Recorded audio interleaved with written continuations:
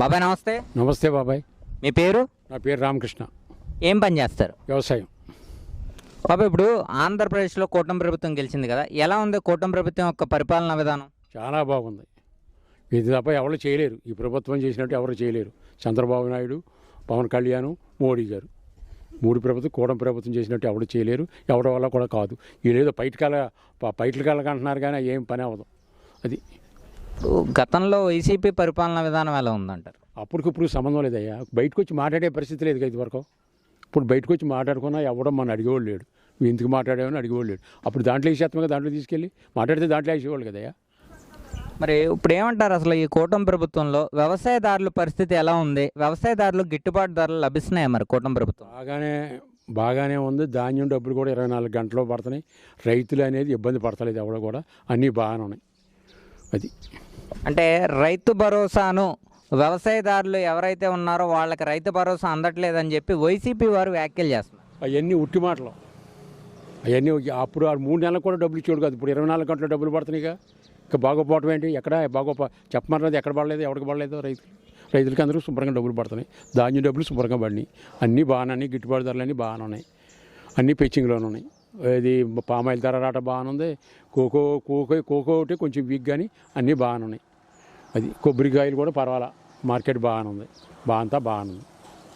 కూటమి ప్రభుత్వంలో ప్రజలకు పథకాలు అందట్లేదు, ప్రజలకు చొరవలో పథకాలు లేవు, ప్రజలకు చొరవలో నాయకులు లేరని చెప్పి వైసీపీ వారు అంటున్నారు. ఇది ఎంతవరకు వాస్తవం అంటారు? అంతా ఒట్టి మాటలు ఇవన్నీ.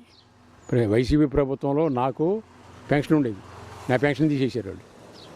తీసేసి తర్వాత 3 నెలలకు 4 నెలలకు ఇచ్చారు. మా ఇంటికి వచ్చి ఇస్తామన్నారు. మీకు మేము రాములే ఇస్తామండి, లేకపోతే లేదని చెప్పాం. తర్వాత పట్టుకొచ్చి ఇచ్చారు. అది ఏమీ లేదు. ఇప్పుడు 31 వాళ్ళు 31 అప్పుడే పెన్షన్ పంచిపెట్టారు. ఎవడో దమ్ముగల మా కూడా ఎవడో పంచిపెట్టేది ఎవడో పంచిపెట్టమని చూద్దాం. 31 తారీఖున రేపు ఫస్ట్ అయితే రేపు ఇవ్వాలే పంచిపెట్టారు. ఎంత బాగుందో చూడండి దాని పరిపాలన. దాన్ని బట్టి అర్థమవుతుంది. మీకు అర్థమవుతుందిగా. మమ్మల్ని అడిగేది ఏముంది? మీకు అర్థమవుతుందిగా.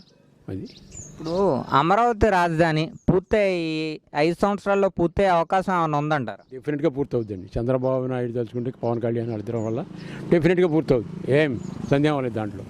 అమరావతి అంతా పూర్తవకపోయినా 30% అయినా పూర్తి చేస్తారు. కొద్దిగాతి ఉంటే మళ్ళీ ట్రిప్ నెక్స్ట్ ఆడేగా మళ్ళీ వచ్చేది ఆడే చేస్తారు. మళ్ళీ పేరు నాని గారు ఏమంటున్నారంటే, కూటమి ప్రభుత్వంలో అమరావతి రాజధాని పేరుతో రైతుల వద్ద భూములు లాక్కుంటున్నారు, దీనివల్ల రైతులు ఇబ్బంది పడుతున్నారు, రైతుల వద్ద భూములు లాక్కోకుండా వ్యాఖ్యలు చేస్తారు. లాక్కున్నట్టు ఎవరైనా రుజువు చేయమను. ఎవరి దగ్గర తీసుకున్నట్టు రుజువు చేయమనండి. ఎవరైనా ఎవరి దగ్గర ఊరినే తీసుకున్నట్టు రుజువు చేయమనండి. వాళ్ళు ఇచ్చి తీసుకుంటున్నారు. వాళ్ళు ఇస్తేనేగా తీసుకునేది. లేకపోతే ఎందుకు తీసుకుంటారు? వాళ్ళు ఇస్తే తీసుకుంటున్నారు. అది అలాగే రోడ్ల విషయంలో కూడా ప్రతి చోట మలుపులు తిరిగే రోడ్లు వేస్తున్నారు. మరి అమరావతి రాజధాని విషయంలో మటుకి స్ట్రైట్గా రోడ్లు వేస్తున్నారు. దానివల్ల రైతులు ఇబ్బంది పడుతున్నారు కానీ వ్యాఖ్యలు చేస్తున్నారు. రైతు ఇప్పుడు అక్కడ భూములు ఇచ్చారు. ఇప్పుడు ఇక్కడ తీసుకోవాలంటే అంత భూమి రైతు భూమి పోతుంది. ఇక్కడ టర్నింగ్లో ఇప్పుడు ఇలా తిన్నంగా చేయాలంటే మరి రైతు పోతాడు కావతల. రైతుకి డబ్బులు ఎక్కడ తెచ్చేది గవర్నమెంట్? శుభ్రంగా నాశనం చేసి వెళ్ళిపోయాడు కదా మొత్తం. అప్పులు పాలు చేసి వెళ్తే మరి గవర్నమెంట్ ఏం చేద్ది? ఇప్పుడు తిన్నంగా ఉన్న రోడ్డు మలుపులో ఉంటుంది. ఈ మలుపే ఉంది. ఈ మలుపుని ఇలాగ వేసామంటే ఇలాగే ఎక్కడి తెచ్చి ఎలాగ వేస్తారా? ఇక వేయలేరుగా. ఏ గవర్నమెంట్ వేయలేదు. వాళ్ళు వేస్తారా? వాళ్ళు వేసారు. పోయి అక్కడ రోడ్డు వేసారు. ఒక గొంత పూడ్చారా? ఒక గొంత ఎక్కడైనా పూడ్చారా? చూపించమని ఎక్కడ గొంత పూడ్చినట్టు. మన వాళ్ళు వచ్చిన తర్వాత అప్పుడు ప్రభాకర్ టైం గారు ఆయన టైంలోనే ఈ రోడ్డు పడింది. ఈ సిమెంట్ రోడ్డు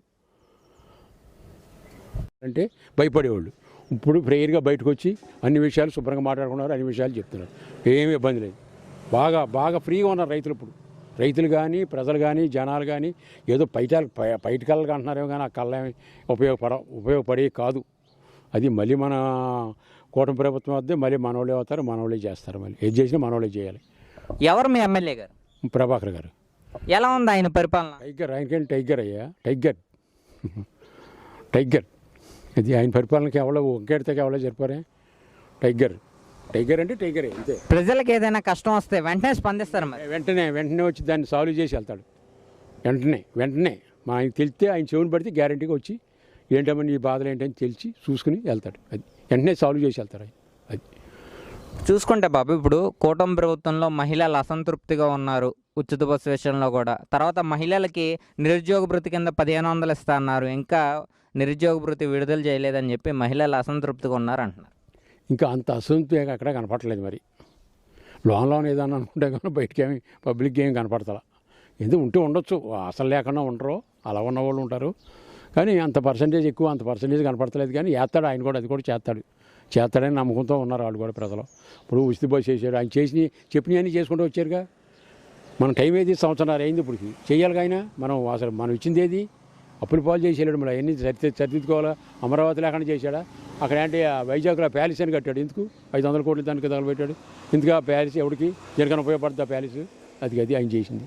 ఇప్పుడు ప్యాలెస్ విషయంకి వస్తే, ఇప్పుడు నేను 250 కోట్లు 350 కోట్లు పెట్టి కట్టాను ప్యాలెస్. ఆయన చూస్తే ఒక్కరోజు యోగా దినోత్సవానికి 300 కోట్లు ఖర్చు పెట్టాడు, ఏమనాలయ్యా ఆయన అని జగన్మోహన్ రెడ్డి వ్యాఖ్యలు చేస్తారు. యోగా అంటే అందరికీ ఉపయోగపడేది, అది ఆరోగ్య రీత్యా అందరికీ ఉపయోగపడేది యోగా అంటే. ప్యాలెస్ అంటే ఆడు పడుకుంటా కట్టుకున్నాడు, వాడు పడుకుంటా కట్టుకున్నాడయ్యా. ఇది ప్రజలకు అందరికీ ఉపయోగపడేది. యోగా క్లాస్ అంటే, యోగా అంటే జ్ఞానం అంటే ఎంతమందికి అందరికీ ఉపయోగమేది. దానివల్ల ఆరోగ్య రీత్యా బాగుంటుందిగా. అదేముంది, అది ఒకటి పడుకుంటే ఆరోగ్యం వీళ్ళందరికీ వస్తుందా? రాదు. అది మీలాంటి రైతులను ఏ విధంగా కూటమి ప్రభుత్వం ఇంకా ఆదుకుంటే బాగుంటుంది అంటారు? మీలాంటి రైతులకు ఏ విధంగా ప్రభుత్వం చొరవగా వస్తే బాగుంటుంది అంటారు?